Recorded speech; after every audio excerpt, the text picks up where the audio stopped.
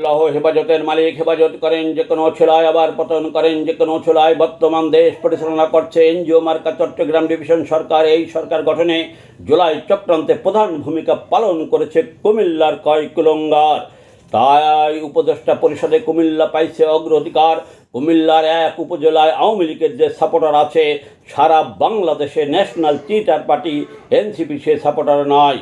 মুস্তাকের কারণে কুমিল্লা যে বদনাম হয়েছিল, তার না মুছতেই মানুষের মন থেকে আবার কয় কুলঙ্গার কুমিল্লার বদনাম করলো।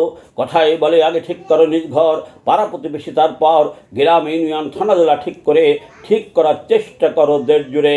কুমিল্লায় আওয়ামী লীগের যে লক্ষ লক্ষ সাপোর্টার আছে, তাদের নেতৃত্ব দেওয়ার নেতা নাই। তাই আহ্বান জানায় ভারতে। আমার জানা মতে বৃহত্তর ফরিদপুর, খুলনা বিভাগ সহ অন্য এলাকার লক্ষ লক্ষ কর্মী সুদিনে অবহেলিত ছিল।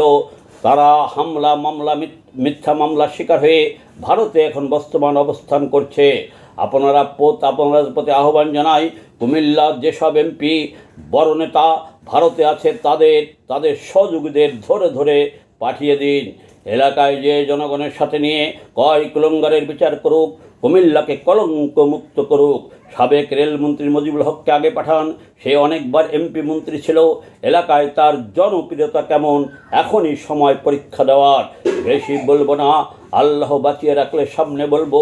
এটুকু বলে যাই, কুমিল্লাবাসীর বদনাম কুমিল্লাবাসীকেই ঘোচাতে হবে।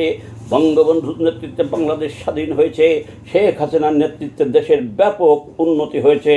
কিন্তু আমরা গোপালগঞ্জবাসী কয় কুলঙ্গারের কাছে বিরাট দোষের দোষী। হয়তো আগামীতে কুমিল্লা যদি তাদের নিজের ঘরের ছেলের বিচার ঘরে না করে, তাদের যদি কলঙ্ক মুক্ত তারা না করে, সারা বাংলাদেশে কুমিল্লার মানুষের কাছে দোষী হবে। তাই আহ্বান জানাই, কুমিল্লার যে কয় কুলঙ্গার আছে, তাদের বিচার আপনারা কুমিল্লাবাসী করবেন ইনশাআল্লাহ।